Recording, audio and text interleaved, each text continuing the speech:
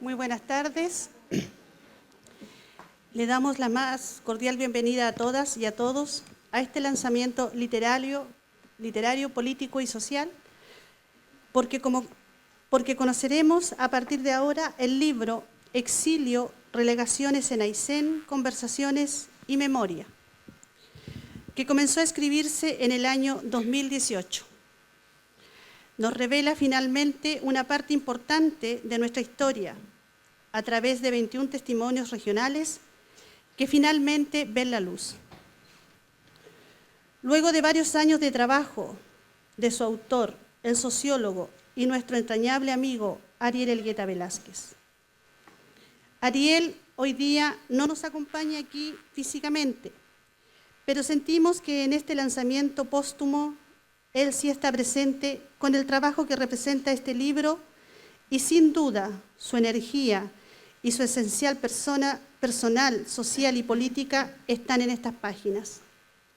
Ariel no está con nosotros, pero hoy día tenemos una foto que nos acompaña de manera protagónica en el escenario como símbolo de su recuerdo.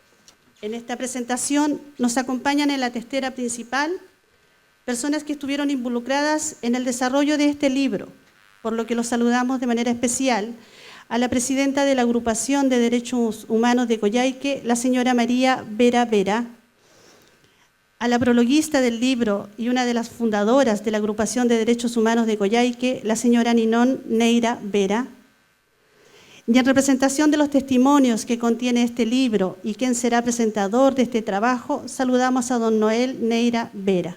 Muchas gracias por estar aquí.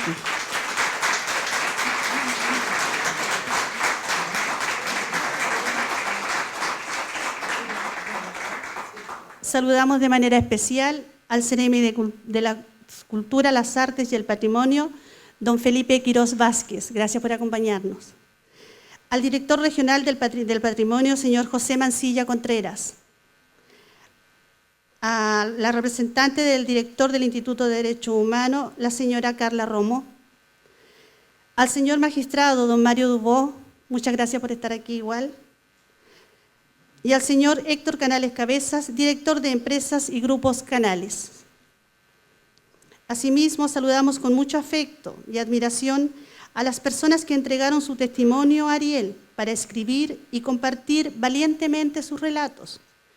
Hoy están aquí quienes son parte de este libro. Saludamos con mucho cariño y de manera especial a don Óscar Angulo, que no nos pudo acompañar, pero está Yasmina, su esposa, que nos vino a acompañar, a los familiares de don Abelino Aranguis, a don Walter Fritsch, a don Joaquín Real Hermosilla. Para iniciar este lanzamiento, dejaremos con ustedes a la presidenta de la Agrupación de Derechos Humanos de Coyhaique, la señora María Erita Vera. Bueno, en nombre de la Agrupación de Derechos Humanos de Coyhaique, les doy las gracias por estar aquí en este instante, en este acto que para nosotros es muy importante, porque no solo hacemos el lanzamiento del libro que escribiera Ariel, su última obra, sino también porque nos permite reconocer lo que fue Ariel, no solo como persona, sino también como miembro de nuestra agrupación. Ariel Elgueta Velázquez, socio histórico y fundador de nuestra agrupación, expreso político y perseguido político, fue parte de las primeras autoridades democráticas tras el término de la dictadura cívico-militar en Chile, gobernador de la provincia de Coyhaique en el gobierno de Patricio Aylwin. En la agrupación tuvo un rol muy activo a cargo de lo que fueron los proyectos e investigaciones sobre los casos de violaciones de derechos humanos y lo que significa mantener viva la memoria. En 2012, nuestra agrupación, Ariel lidera la investigación que diera como resultado las 2 ediciones del libro Aysén, Muertes en Dictadura. Él dirigió a ambos equipos de investigación y entregó las orientaciones fundamentales para dar cuerpo a este libro, que hoy es referencia para muchas personas en la región y fuera de esta, lo cual pudimos apreciar para la conmemoración de los 50 años, donde las historias de vida que ahí se relatan fueron representadas y reinterpretadas por varias actividades y organizaciones artísticas. El 2017 ayuda a diseñar la primera ruta de la memoria en Coyhaique, de la que él fue parte, entregando su testimonio frente al cuartel de investigaciones, hoy PDI. En 2018 se dedica a la creación del libro La obra del presidente Allende en la Patagonia Central, dando el realce necesario a la figura de Salvador Allende para nuestro territorio, quien nos representó como senador de la provincia de aquel entonces Aysén en 2 periodos antes de ser presidente de Chile.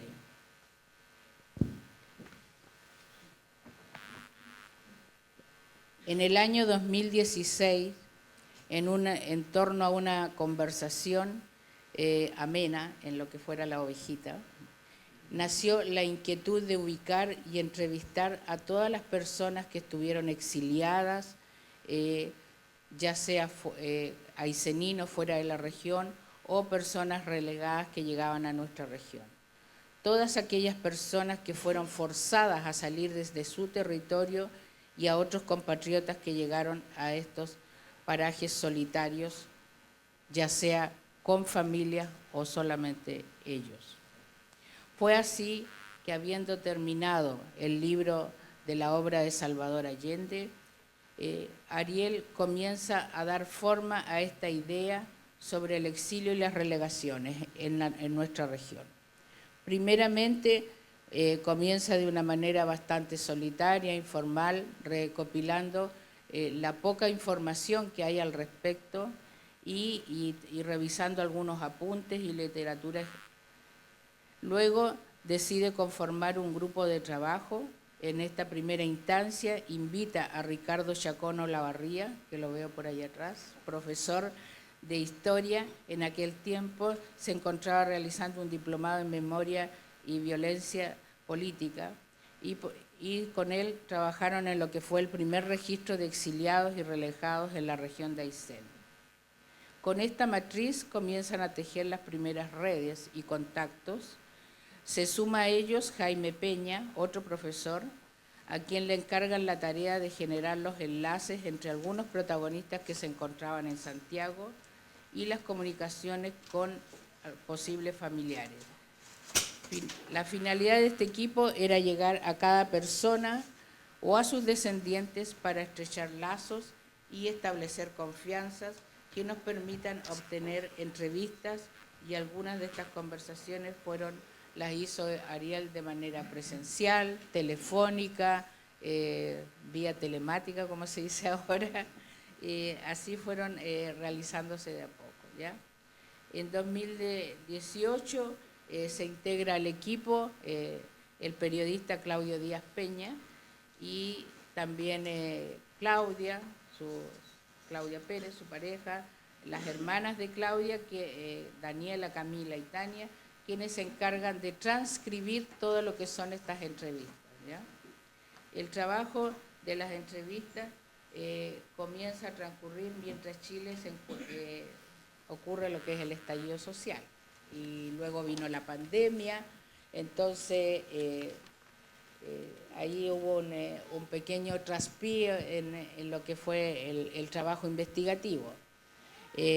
Pero posteriormente se retoma y ¿cómo se llama? El 2002 Ariel le solicita a nuestra agrupación el patrocinio para poder presentar este proyecto ante lo que es el FNDR, del 8% del gobierno regional, y del cual por suerte fuimos adjudicados, y por eso hoy este libro está aquí. En ese momento se incorpora también al equipo de trabajo nuestra secretaria de la agrupación, Verónica Venegas, ¿ya? Desde que comienza él todo este trabajo, han transcurrido hasta hoy 7 años, y desde el que nace esta idea, y en todo este periodo también Ariel vive un proceso personal muy delicado que es el tema de su salud. Entonces, mientras tenía que transcurrir a sus diálisis semanales, ya no podía escribir tanto, ¿no? Entonces, y también le complicaba hacer las entrevistas. Sin embargo, con la ayuda de todos estos colaboradores que han habido durante todo el proceso del libro, se logra darle término a este libro que daremos a conocer, o sea, que está aquí ya físicamente presente y que pronto podrá estar en sus manos para que ustedes lo puedan leer y ver todo lo que aquí ha ocurrido. Nosotros como agrupación estamos muy agradecidos de todo el trabajo que hizo Ariel por mantener viva la memoria, por el trabajo de búsqueda de la verdad, de lo que sucedió en nuestra región, de la justicia. Así que nosotros como agrupación queremos decirle a Ariel, a su memoria, que lo mantendremos presente, que su trabajo está aquí y nosotros hacemos el compromiso de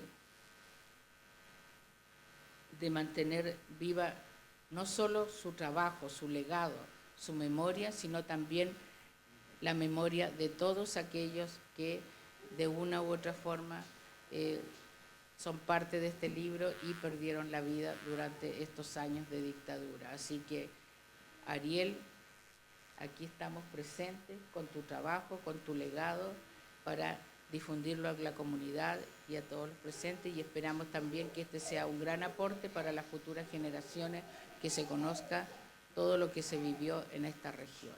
Así que muchas gracias por estar aquí y muchas gracias por hacer parte de este trabajo y de este pequeño homenaje también a la figura de Ariel, nuestro compañero de lucha. Gracias.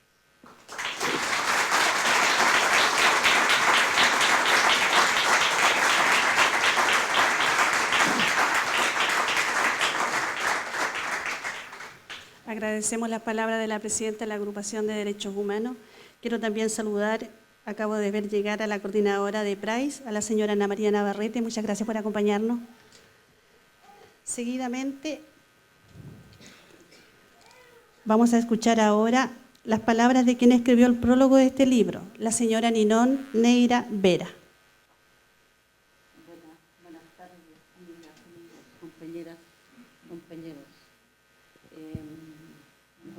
Empiezo con el prólogo.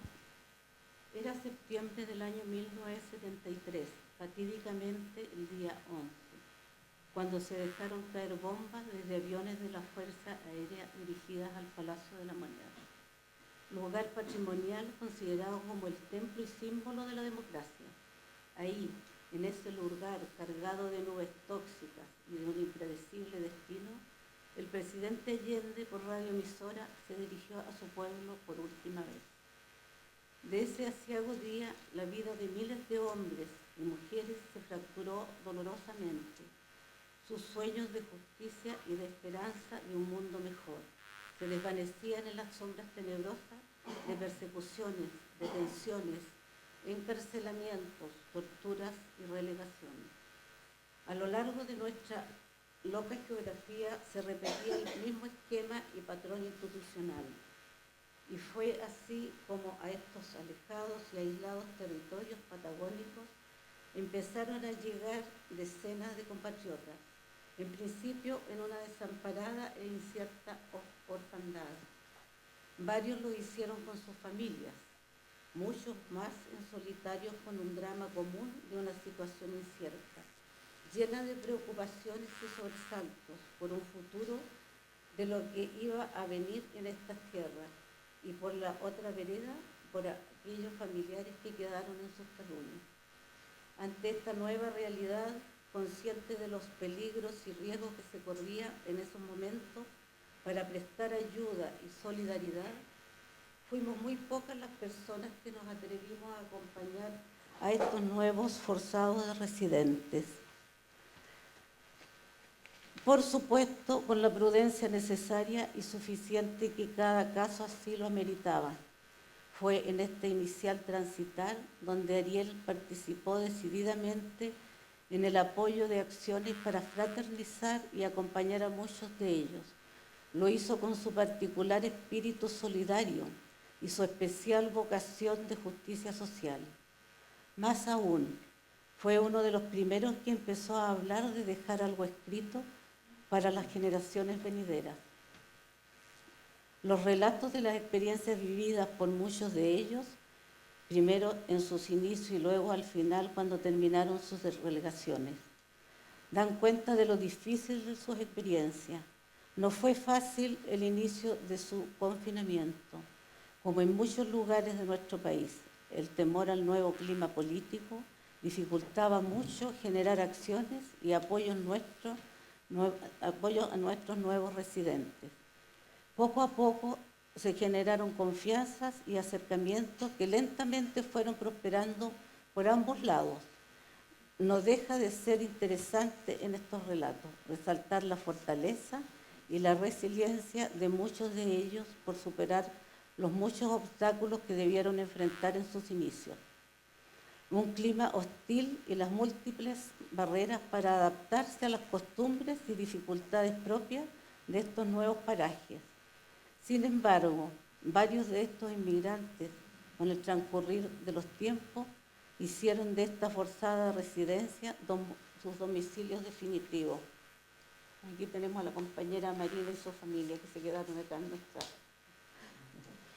Sin duda, el tiempo como un bálsamo perenne ayudó a curar muchas heridas, tanto del cuerpo como del alma, y así como se sucedían los días y los meses, la vida con sus estadías continuaba su transitar de dulce y agraz. En estos intentos, el autor, consciente del olvido que envuelva la transmisión oral, ha dejado por escrito para las nuevas descendencias lo vivido por sus progenitores. Creo que su intención ha sido merecidamente lograda. Gracias, estimado Ariel. Ya, si me permiten, quisiera agregar algunas palabras más que me parecen necesarias e importantes. Todo lo que pasó, espero que nunca más se repita. Ya es duro a veces cambiar de residencia, pero mucho más doloroso es el exilio forzado a que se vieron obligadas tantas personas y familias en nuestro país. Como lo narrado en este trabajo de Ariel, faena que nos presentó el valor testimonial de quienes en nuestra región vivieron la dura experiencia de sus personales situaciones. En democracia cuesta gobernar. Ciertamente no es el mejor sistema de convivencia ciudadana, pero es el menos malo. Muchos ejemplos en la historia así lo han atestiguado. La democracia es frágil y muchas veces su pérdida es de lenta gestación. Termina por destruir todo el orden institucional, abusos, corrupciones, otras más que generalmente terminan acompañadas de insanas y violentas represiones. Cuidémosla, esa es nuestra tarea, de nosotros depende. Cultivemos una razonable tolerancia. Los tiempos que vienen en esta aldea planetaria, ahora con Internet, nos muestran muchos volcanes de peligrosas aventuras antidemocráticas que afectarán de una u otra manera a los que están más cerca, como también a los más distantes. Hagamos de ello nuestro compromiso, así lo habría querido nuestro recordado y querido Ariel. La democracia es de todos. Muchas gracias.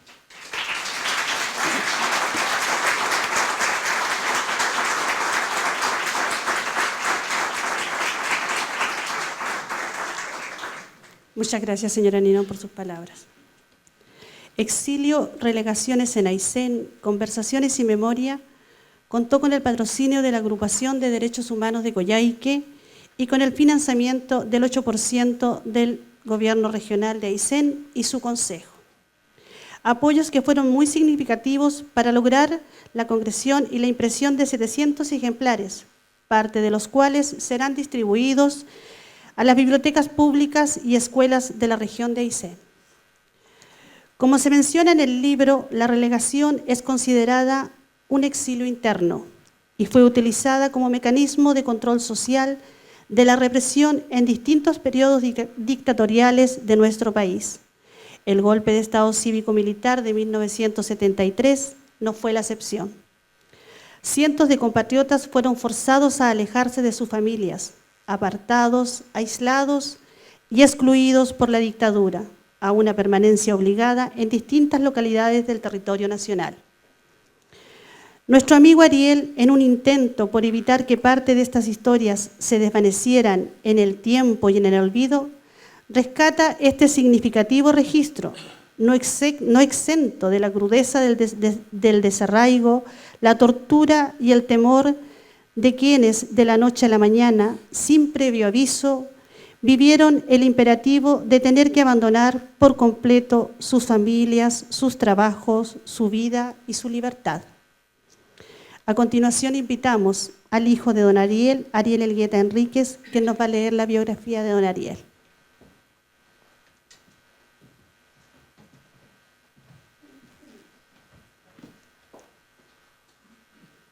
Bueno, primero que nada, muchas gracias por estar aquí, a todos los que hoy día nos acompañan en este lanzamiento póstumo. Esto está en el libro, así que es un adelanto. Ariel Elgueta Velázquez. Hay que agregar que es Ariel Enérico Elgueta Velázquez. Nace el 5 de septiembre de 1947 en Coyhaique. A los 14 años ingresa a la Juventud Socialista. En la enseñanza media lidera como presidente, en un periodo, los centros de estudiantes de la Escuela Agrícola y del entonces Liceo Fiscal de Coyhaique, hoy Liceo Josefina Aguirre Montenegro. Entre 1969 y 1973 estudia Sociología en la Universidad de Concepción, carrera que los militares cierran como muchas otras. En su vida universitaria es un cercano colaborador de la Federación de Estudiantes y se hace cargo, el año 1971, de los trabajos voluntarios de verano, realizando tareas de alfabetización y apoyando la sindicalización campesina. Es jefe por un año de la Brigada Universitaria Socialista e integra la Comisión Agraria del PS. En forma paralela, trabaja en el INDAP, en la tarea de organizar los consejos comunales campesinos y en las provincias de Concepción y Arauco. Y es alumno ayudante de la Cátedra de Metodología de la Escuela de Sociología del año 1972. El 21 de septiembre de 1973 es detenido por investigaciones y trasladado al Estadio Regional de Concepción y más tarde a la cárcel de Concepción, hasta marzo de 1974. En mayo de ese mismo año lo vuelven a detener, ahora en Coyhaique, y es enviado a la base naval de Talcahuano y posteriormente a la isla Quiriquina. Liberado, se lo obliga a volver a Coyhaique. Al regresar a su tierra y en absoluta cesantía, inicia pequeñas actividades comerciales y se integra a las actividades solidarias de la resistencia a la dictadura cívico-militar, colaborando especialmente, y como muchos y muchas, en recibir a las numerosas familias relegadas que llegaban a la región, desde el norte del país principalmente. En los años 80 asume tareas en la reconstrucción del PS, responsabilidades en la campaña del no y forma parte de la Comisión Chilena de Derechos Humanos, capítulo Coyhaique, hoy Agrupación de Derechos Humanos de la Comuna de Coyhaique. Con el presidente Patricio Aylwin se convierte en gobernador de la provincia de Coyhaique. Tras su mandato se traslada a Punta Arenas por 4 años para trabajar en un programa de la Unión Europea para Aysén y Magallanes. En el año 1996 regulariza su situación académica para obtener por fin el título de sociólogo. En el gobierno del presidente Ricardo Lagos y la intendente Silvia Moreno se le nombra secretario regional ministerial de gobierno y más tarde, por casi 10 años, funcionario de bienes nacionales en Coyhaique, desde donde es desvinculado por razones políticas. Retorna al servicio público y a la Coordinación Regional de Seguridad Pública como asesor técnico y nuevamente es separado de sus funciones en abril del 2018, mismo año en que lanza el libro La obra del presidente Allende en la Patagonia Central. Una larga trayectoria de estudio, trabajo y compromiso con la recuperación democrática del país y la región da cuenta del tamaño de las vivencias de un ciudadano que sigue siendo padre, cronista, investigador y columnista de la realidad local. Muchas gracias.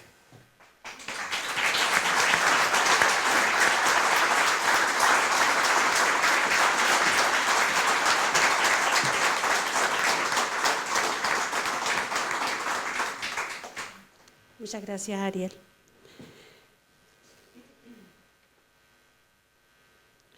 Ahora queremos dejar con ustedes para la presentación del libro Exilio y relegaciones en Aysén, Conversaciones y Memoria, a uno de sus protagonistas, a don Noel Neira Vera. A ver cómo sale esto, porque fue una semana difícil para mí, pero bueno. Si no sale bien, va a salir sí desde el corazón, porque a mí me tocó vivir alguna experiencia, entonces creo que ese es el valor que esto va a tener. La isla de Pascua, la isla Robinson Crusoe, Chanco, Pisagua, Melinca, son nombres que la gente debe recordar.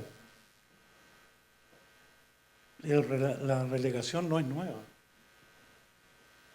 Marmaduke Grove, líder socialista de la República Socialista de Chile, que duró 12 días, coronel de la Fuerza Aérea de Chile, estuvo relegado en nuestra región, en Melinca. O sea, nada de esto es nuevo. El año 1931, en estas disputas por el poder entre Alessandri y el dictador Ibáñez, don Luis Rojas Berrío, fundador del Partido Socialista, es relegado a Chile Chico. No había cómo transportarlo. Se queda en Puerto Aysén y lo recibe tu pariente, don Chindo Vera, fundador y después alcalde de esa ciudad. Don José Vidal Cárdenas, don Tato Vidal, profesor de varios que se encuentran por acá, él viene relegado de Natales, o sea, de Puerto Montt, por reclamar por los derechos sindicales de los profesores, tiene que irse a Natales y Punta Arenas. Habían unos recortes de diario que después se perdieron donde le pedían que no siguiera hablando para un 1 de mayo porque seguía reivindicando esos derechos. Como no lo hizo, terminó acá en la región. Para suerte nuestra, porque fue nuestro profesor en la Escuela 15, hoy día Pedro Quintana Mancilla. El exilio, la relegación, el extrañamiento, no son cosas nuevas, ya los romanos hablan de ello.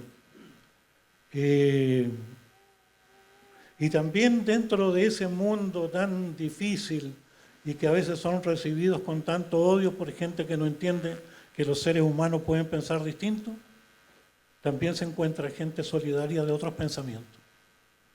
Lo vivimos acá, nos cuentan los compañeros que estuvieron relegados en otros lugares, y solo voy a colocar un ejemplo.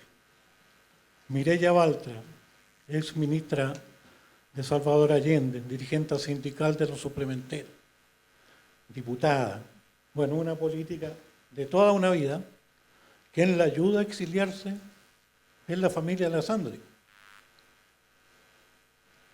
Nos contaba que como acá somos todos grandes y que es bueno a veces saber la historia, dentro de un partido tan organizado como ese en el cual ella pertenecía, para una eventual emergencia ella estaba destinada a un cordón de la zona de Maipú. ¿Cómo le llamaban? Cordones industriales. Bueno, el día 11 se produce no solo el temor, sino que para mucha gente, al ver los primeros, ¿no es cierto?, muertos y las torturas, el pánico fue terrible. Contaba ella que cuando la llevan al cordón Maipú, los compañeros le dicen, váyase compañera porque acá no tiene nada que hacer y nosotros no tenemos con qué defender. Se le lleva a la primera casa de seguridad que le tenían asignado y la compañera, que nadie puede dudar de la fidelidad de ella hacia su causa, le pide que no la puede tener más de 2 horas. Eso es un golpe de Estado.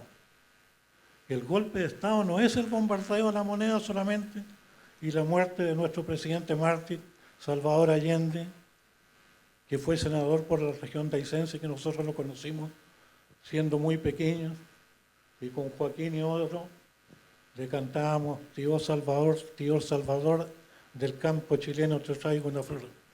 Tenemos un recorrido en eso. Cuento esto porque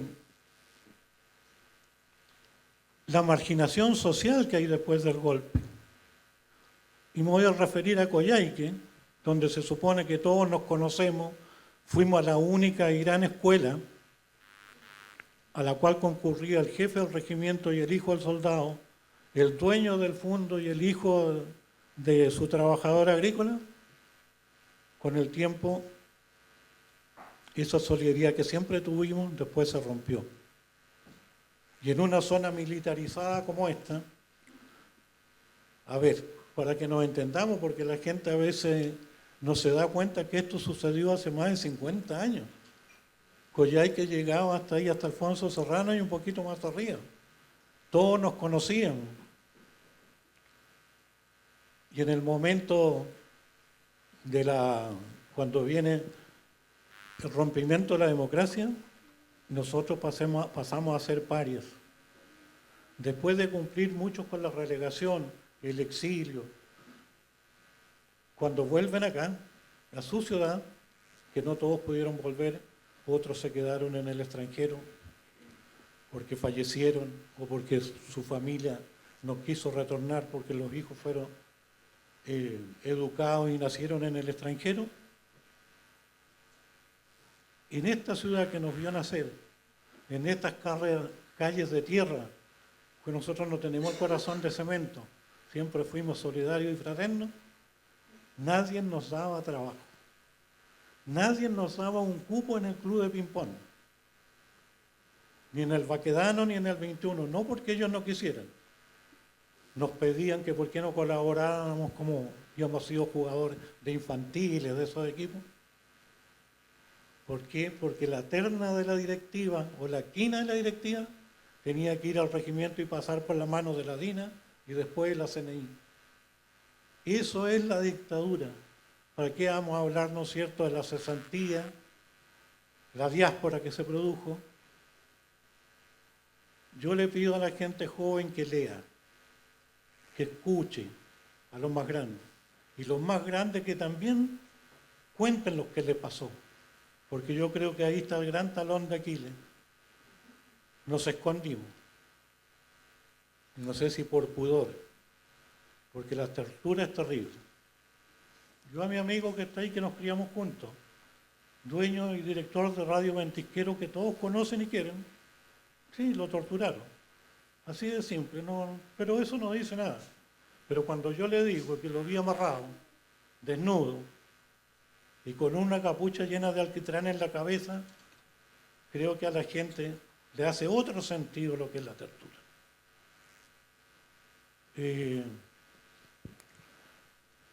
Voy a hablar de Ariel muy brevemente, porque ya se ha dicho casi todo. POMI para nosotros. Y le decíamos POMI porque cuando niño era coloradito y le decíamos Pomaraola. Entonces después ya, bueno, fue POMI siempre, pero todos sabíamos que él ingresa a un partido que ya él tenía cierta fase. Lindor y Arzún Águila, un gran abogado que hubo acá, lo contrata en las vacaciones para poderlo también, él se ganaba esos pesos para poder estudiar y se fue a una universidad que era también un símbolo, ¿no es cierto?, del proceso revolucionario de este país. Uno podrá compartir o no compartir lo que sucedió en esa universidad, pero lo que no se puede negar es que fue una universidad combativa. Y entra un partido con toda una tradición en la región de Aysén y en el país, que fundaba el año 33, un poco para terminar con las vertientes, que el otro día lo recordaba, que se dice que 2 socialistas fundan un partido, 3 lo dividen. Esa es la historia de nuestra querida fuente de... Bueno, y el año 33 en Santiago se da inicio, ¿no es cierto?, a ese partido, que ya en los años 40, aquí hay algunos hijos de los quienes lo fundaron, y empieza la lucha. Postnatal, prenatal, 8 horas de trabajo, la ley de la silla para que la gente se pudiera sentar, vacaciones, porque hoy día todos esos son derechos que están establecidos. Pero eso costó sangre, sudor y lágrimas. A ese partido ingresa Ariel. Un partido que contrataba alguna sede por ahí, por la calle Las Quintas, modesta, a veces sin luz, pero que tenía una mesa de ping-pong, una dama o un ajedrez, siempre una biblioteca, que generalmente se llamaba Arauco, y alguien que siempre daba charla, porque la juventud entraba a esos partidos. No es que en la mañana se le ocurriera, hoy amanecí buena, voy a ir a inscribirme a un partido. Se entraba por principio y por convicción. Voy a terminar.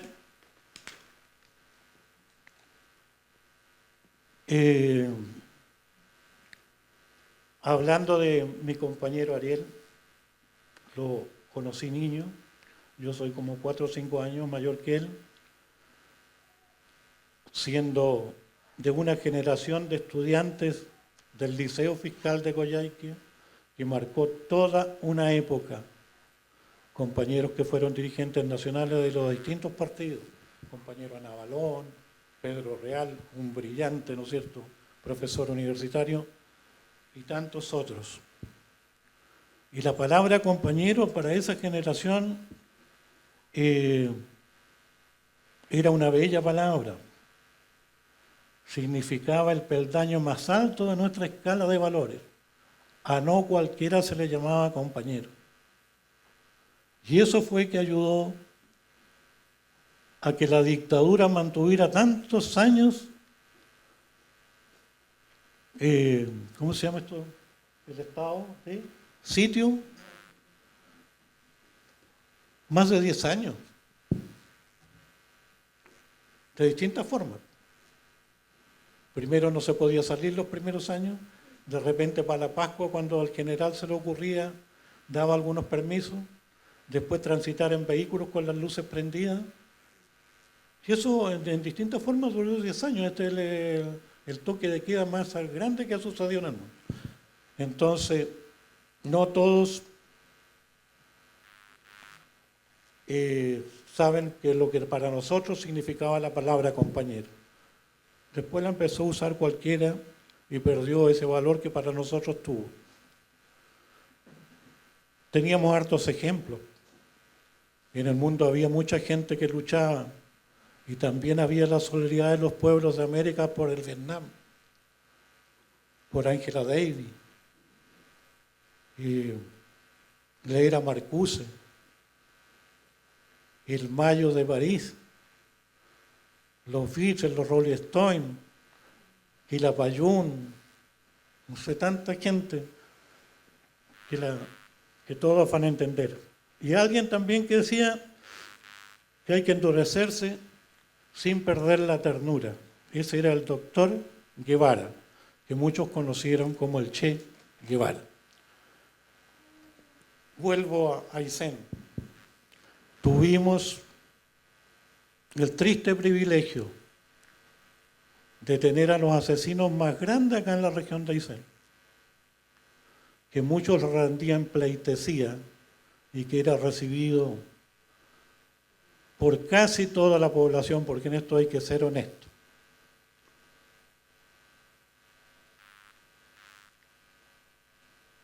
Pinochet no cae por la tortura, cae cuando el año 82 su ministro Rob Luder quiebra el país y la banca no tiene respaldo, y es una cuenta hasta que la pagó todo el país. Bueno, y ahí conocimos a Humberto Gordon Rubio, quien llegó a ser miembro de la Junta y jefe nacional de la CNI, y Gustavo Rivera Toro, que fue fiscal militar y que ambos fueron intendentes de acá. Pero en ese periodo del 11 de septiembre, dan inicio a su carrera criminal. Así es. Hugo Rivera Toro no estuvo en Pontapeuco porque se le ocurrió ir para allá, aunque jugaran ping-pong y tenis, pero ahí estuvieron por asesinos. Y Gordon Rubio muere cuando era procesado por el caso de Tucapel Jiménez y el asesinato del obrero Alegría, a quien le habían cortado las venas y hecho hacer una carta donde él se inculpaba de eso. Por eso no fue a la cárcel. Termino. La utopía jamás se cumple, fracasa, pero deja una renovación y la idea imperiosa de retomarla. En eso tenemos que estar. Y la relegación, aquí hay varios que llegaron relegados y otros que fueron relegados. Por allá está mi amigo Walter Frisch, que llega como un joven Lolo en esa época. Yo lo ubicaba no porque lo conociera personalmente, sino porque él es hijo del más brillante entrenador que ha tenido la selección chilena de atletismo. Los tiempos de Marlenaren, de Ramón Sandoval. Joaquín es relegado a Santa Bárbara. La familia Arangui llega acá después de trabajar en el fondo que fue de Bernardo Higgins y aún permanece acá. Varios han muerto acá. No somos ajenos a eso. Nadie debiera arrancarse a la gente de su tierra o país, no a la fuerza. La gente queda dolorida, la tierra queda dolorida. Nacemos y nos cortan el cordón umbilical, nos destierran y nadie nos corta la memoria. Muchas gracias.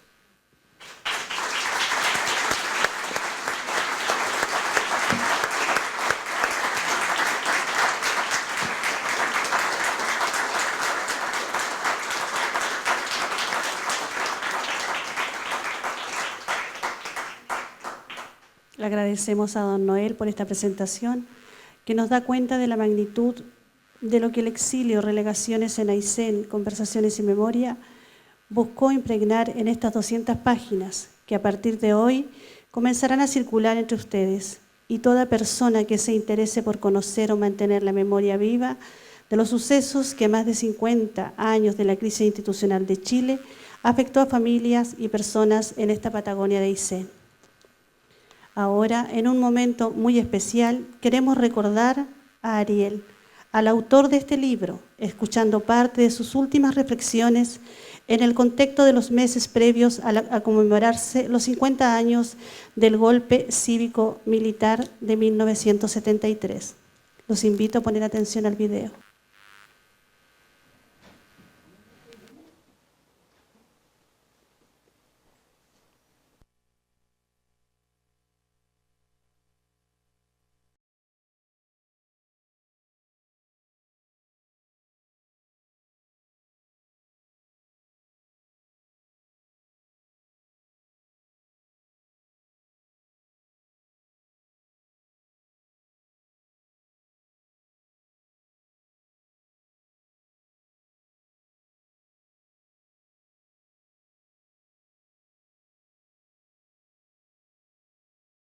Sí, tengo una reflexión que pronto me inquieta mucho. Uno, que yo creo que la sociedad nuestra, yo diría que la izquierda tradicional, la nueva izquierda de este país, no han sabido rescatar, digamos, los sucesos de aquella época.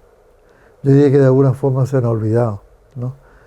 Se han olvidado de los horrores de la dictadura y de cómo fue esta sociedad tan cambiada, tan aniquilada, donde este país cambiaron los términos de las relaciones personales, los términos de cómo se relacionan las sociedades, las agrupaciones, de cómo se ha limitado, digamos, el desarrollo político y social de esta sociedad, que para mi gusto está muy mediatizada, ¿no?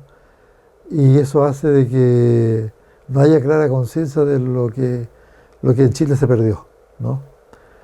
y el individualismo que se ha transformado por decirlo así, en la palanca del progreso, ha hecho mucho daño porque el espíritu colectivo, el desarrollo del trabajo en ese ámbito se ha ido perdiendo y eso hace que florezca con mucha fuerza las posturas populistas, digamos, en el sentido de incentivar fuerte el desarrollo de las personas, el crecimiento personal, todo lo que es individualismo y cómo eso ha ido minando el desarrollo social y político de este país.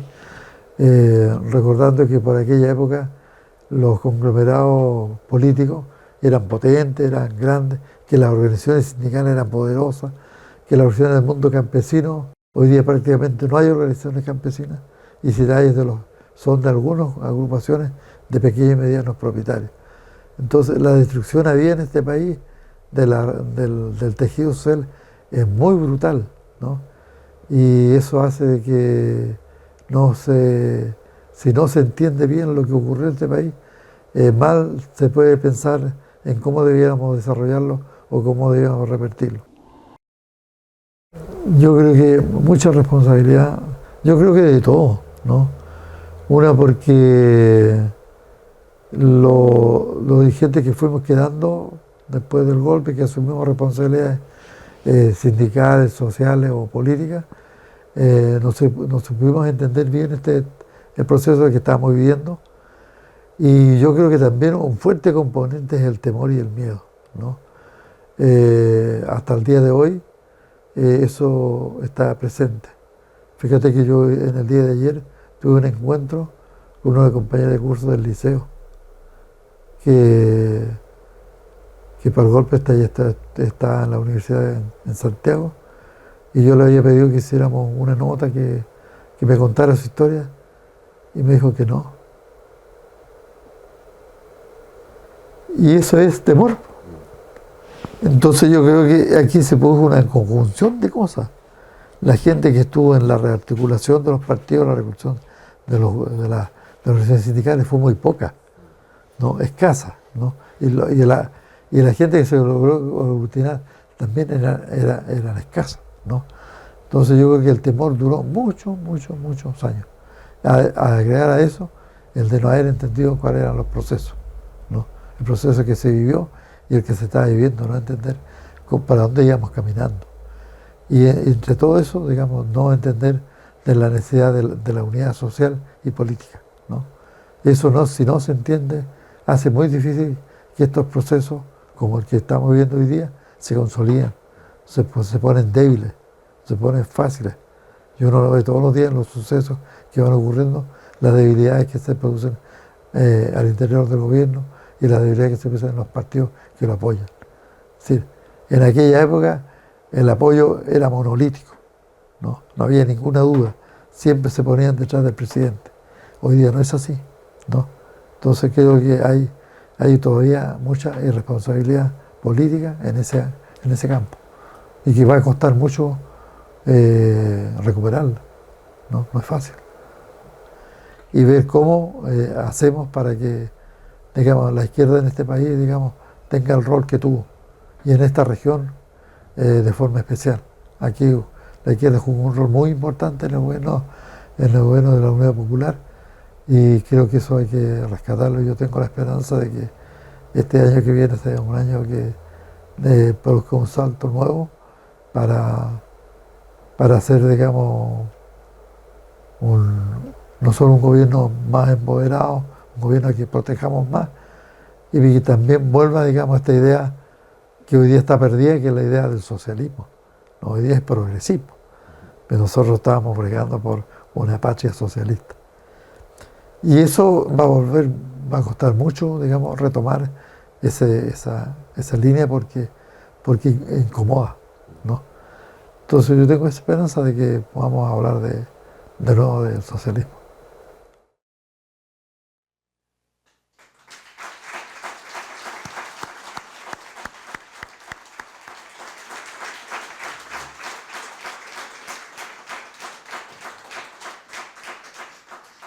Haremos con ustedes a quien fuera compañera de vida de Ariel, madre de Francisca, y por cierto también colaboradora estrecha en el trabajo de los 2 libros que Ariel logró publicar en estos últimos años. Invitamos a pasar a Claudia Pérez.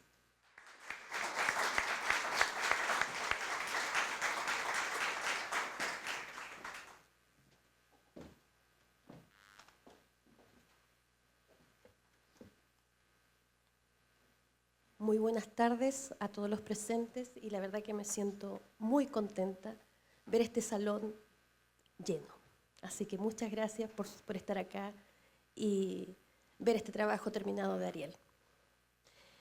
Yo me voy a dedicar a leer una parte, un extracto de lo que fue la introducción que hizo Ariel a este libro y que dice: luego de leer una y otra vez las transcripciones de las conversaciones con muchos y muchas de nuestras amigas y amigos, para escuchar los relatos conseguidos, nos obliga a dar una explicación del por qué este trabajo. Fundamentalmente, nos impulsó la gran deuda existente en la historia y en la crónica de los hechos recientes, ocurridos en nuestro país, y que, entre otros estragos, salvajismo de la dictadura, fue el hecho de confinar a nuestros conciudadanos a distintos puntos del país, u obligados a salir del territorio nacional, debiendo algunos de ellos hacerlo incluso a pie. Durante la dictadura de Augusto Pinochet, este procedimiento fue masivo, sin mediar, en la gran mayoría de los casos, un proceso regular, alguno o defensa, y previas torturas que en muchos casos llevaron a la muerte de los detenidos.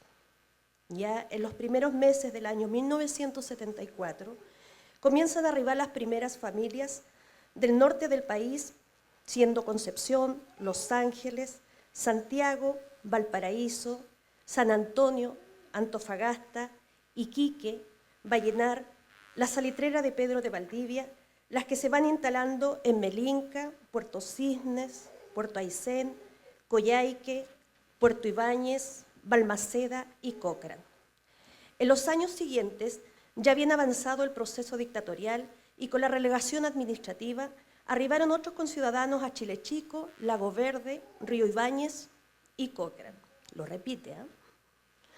Sin que tengan registro de esto, pues se trataba de medidas para sancionar a quienes ya estaban en la primera línea de trabajo social y político que amenazaban la tranquilidad del gobierno. Por contrapartida, nuestros vecinos dirigentes sociales, sindicales y políticos fueron desplazados a Chonchi, a Santiago, a Santa Bárbara, a La Ligua, a Taltal y Arica. Otros fueron obligados a abandonar el país, fundamentalmente hacia la Patagonia trasandina, pero también abandonando el territorio nacional por sus propios medios, para transitar por Argentina, llegando a Bahía Blanca o a Buenos Aires, para terminar en Cuba, en Suecia, Italia, Canadá, Inglaterra, Francia o Ecuador. En verdad son muchas las personas a quienes debemos reconocer su aporte en la construcción de sus partidos, de las organizaciones sociales, gremiales o comunitarias, y la construcción del presente trabajo, y a otros que dedicaron parte de su tiempo para atender a tantas familias que nos llegaron como relegados desde el norte y el centro del país. Queremos hacerlo a través del nombre de Ninón Neira Vera, quien en los primeros días luego del golpe apoyó a las personas y familias que venían llegando a la región como resultado de consejos de guerra. Más tarde, a partir del año 85, también ha acompañado un segundo gran grupo mediante el expediente de relegación administrativa, que fue la respuesta del gobierno a las primeras manifestaciones contra el régimen. Las personas que fueron relegadas mediante este mecanismo fueron muchas, en una sanción que no superaba los 3 meses, pero que muchos de estos afectados no lograron conectarse con nosotros o con la Iglesia Católica, no habiendo por ello registro de su permanencia, salvo algunas excepciones que encontrarán en las páginas siguientes. El segundo nombre es del padre de la Orden de los Siervos de María, don Bruno Predonzani, fundador y dirigente de la primera directiva de la Agrupación de Derechos Humanos de Coyhaique. El ministerio apostólico del padre Bruno, sin duda, se desarrolló fecundamente en toda la región de Aysén. Como párroco en Chile Chico, Coyhaique y Puerto Aysén, la gente lo recuerda con mucha gratitud, resaltando su buen trato, su alegría de vivir y de tantos servicios prestados, así como su férrea defensa de los derechos humanos que salvó muchas vidas, asistiendo a los relegados y cómo no recordar a familias que sacó por pasos no habilitados de la frontera hacia la República Argentina, o del transporte de carta desde los centros de detención. El padre Bruno falleció el 4 de abril del 2023, a la edad de 94 años, retirado en la localidad de Las Toscas, Argentina. Finalmente, esta publicación no hubiera sido posible sin el decidido apoyo de la Agrupación de Derechos Humanos de la Comuna de Coyhaique y su actual presidenta, doña María Erita Vera Vera, hija de don Juan Vera Oyarzún, a quien vio por primera vez frente a su casa en septiembre de 1973 y hasta el día de hoy es uno de los casos más emblemáticos de la desaparición forzada en Aysén. En 1986, María se acercó al capítulo de Coyhaique de la Comisión Chilena de Derechos Humanos para entregar información sobre el caso de su padre, logrando en 1990 presentar la primera querella en la zona de un detenido desaparecido ocurrido en dictadura. Estas conversaciones, realizadas entre los años 2018 y 2024, son un testimonio de un Chile que no queremos volver a repetir y, sin duda alguna, el ejemplo más dramático y brutal del quiebre de la convivencia democrática, que es responsabilidad diaria de todos cuidar y mantenerla viva. Son palabras de Ariel Elgueta Velázquez, autor de este libro. Gracias.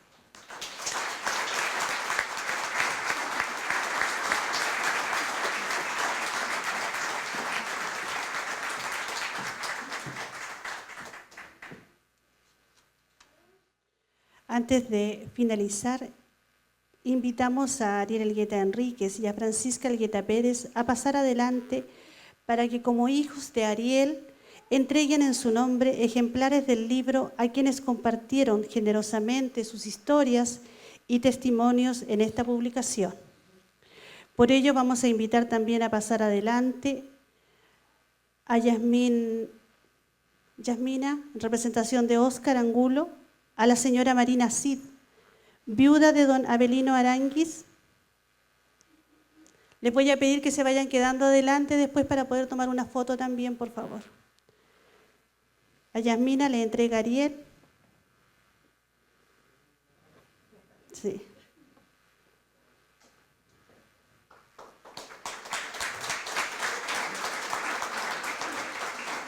Francisca le entrega a la señora Marina.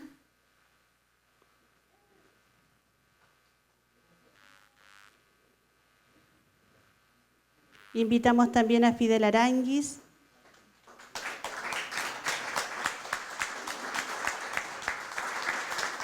A don Walter Fritsch. A don Noel Neira. Señora Ninón.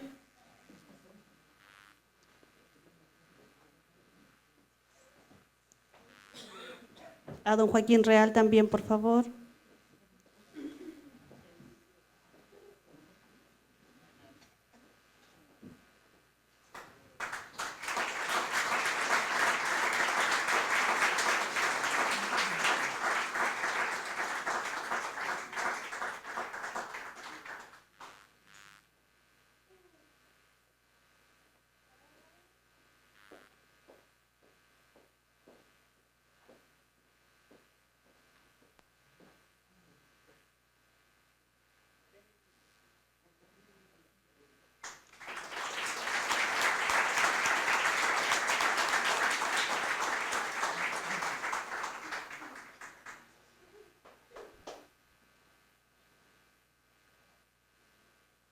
Ahí la foto. Sí, está todo. Júntense para la... Por favor.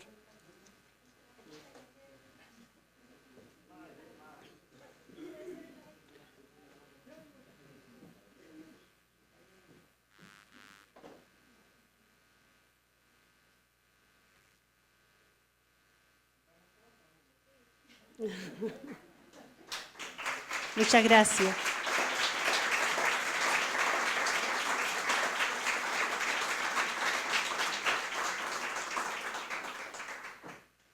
Muchas gracias a ustedes.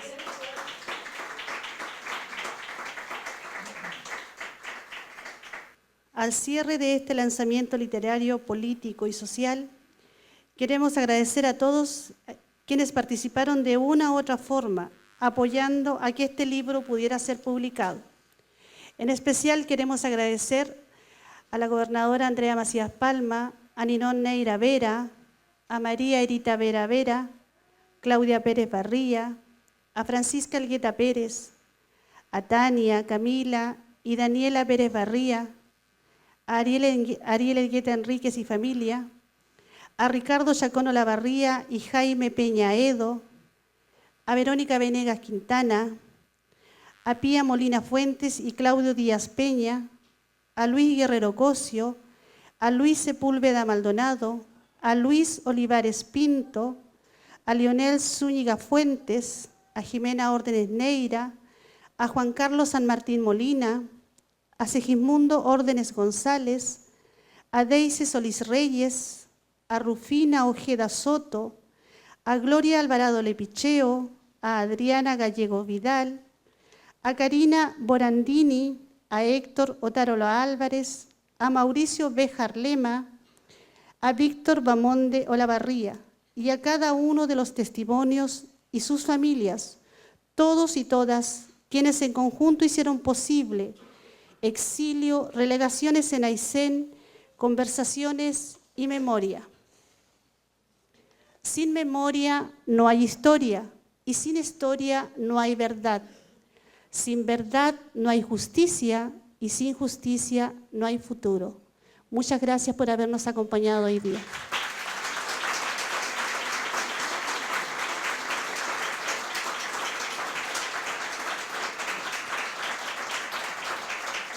Los queremos invitar a compartir ahí un pequeño cóctel, por favor.